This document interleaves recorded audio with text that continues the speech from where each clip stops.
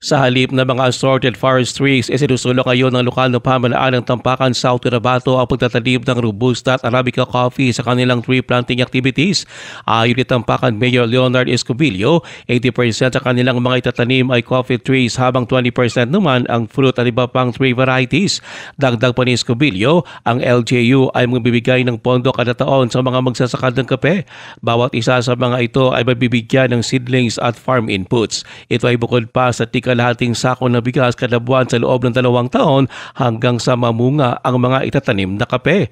Ayon pa kay Escobillo, ang mga magsasaka na nais maging partner ng LGU ay kailangan lang na magkaroon ng 1 hektaryang pataniman ng kape. Kaya ayon sa alkalde, maaari pa rin magtanim ang mga ito ng iba pang mga produkto para sa consumption ng kanilang pamilya habang nasa pre-harvest stage pa lang ang mga itinanim nilang kape. Binapaghahanda na kapag sagawan na ng initial survey sa mga lugar na angkop sa coffee production ng LGU. Prioridad ng LGU na matamnan ng kape ang mga dalisdis o slope, mga kinakaingi ng mga tao at hindi na masyadong ginagamit na lupain para mapigilan ang soil erosion. Binigyan diin pa ni Escobillo na malaki ang potensyal ng Tampakan para sa produksyon ng kape dahil sa angkop nitong lupa, maayos na daan patungo sa mga liblib na barangay at pagiging malapit dito sa mga national roads, pantalan at pamilihan. Ruel Usano, NDBC Bida Balita.